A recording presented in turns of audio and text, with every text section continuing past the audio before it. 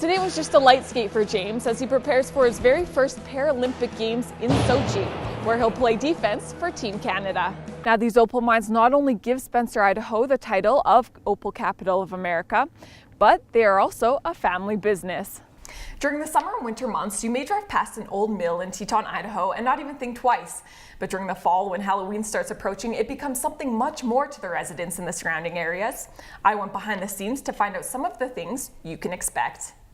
Now, most beginners use one ball when starting off, and gradually it becomes two, and then it becomes three. Now, the events range from bull riding to barrel racing, with a variety of skill levels. All the pool staff asks is that you arrive early with the appropriate swimwear on. Well, that's going to do it for this edition of Scroll Digital. I'm Emily Sloan. Now, wheelchair basketball is a lot harder than it looks. You definitely need a lot of upper body strength. Information for upcoming Chuckers games and events, go to our website at byuicom.net. Have you seen the Bare Legs on Track ad campaign? Our reporter Camden Argyle will reveal insight into some students' opinions. Last weekend, Rec Sports hosted the 3-on-3 basketball tournament. Teams competed Friday night and Saturday morning for the championship. This event included a 3-point shootout and a slam dunk contest following the tournaments. Teams were made up of close friends, roommates, and even family members. Because this is a frequently sponsored event, keep your eyes open for the next tournament so you don't miss your chance to put a team together and play. We would like to thank all those who participated and congratulate all those that won. There is one critical player in every sport who gets the least amount of attention. Reporter Camden Argyle reveals who that player is. The Upper Valley offers beautiful scenery as well as unique people and places. We hope that you enjoy the special look at some of the gems this valley has to offer.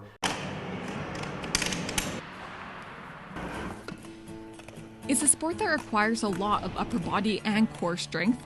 Sledge hockey is not an easy sport, but it's definitely worth it. It's one of those sports where you get out there your first couple times and it's so hard that people don't want to come back and try and push through it. James Gemmell knows all about pushing through it, as he lost his leg 10 years ago in a car accident and never thought he could play hockey again. It was pretty hard. I know I went through all kinds of depression and thinking life was over, and I think one thing that actually made me realize that there is still life after being disabled was the fact that I could get on the ice and I could play hockey again. Gemmell began playing in 2006 after watching the Canadian team win gold at the Turin Olympics. 2 years later, he made it to Team Canada, becoming the first BC-born sledge hockey player to ever make it to Canada's international team. I was sitting at home flipping through channels and I seen the gold medal game in Torino. I thought I'd never play hockey again up until that point, and as soon as I seen other amputees like myself out there on the ice playing hockey, I did a little bit of research. I found a program here in Surrey and I've been playing here at this rink ever since. To be that first person in BC to actually make it to that level, so it's a great feeling. Today was just a light skate for James as he prepares for his very first Paralympic Games in Sochi, where he'll play defense for Team Canada. I grew up playing forward my whole life. I came out to our Team BC here, and coach asked who wanted to play defense, and one guy put his hand up. So me being the rookie to the team and the new guy in the sport, I basically just jumped up and said, I guess I'll play defense. And since then I've looked at trying to move up and start playing a little bit more.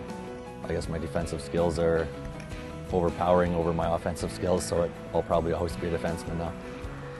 Now, nothing is more exciting than the pride of putting on your country's uniform. It's an unbelievable feeling. I think my first game for Team Canada, they put me in the starting lineup, so they announced my name out there on the ice, and I was out there for the national anthem.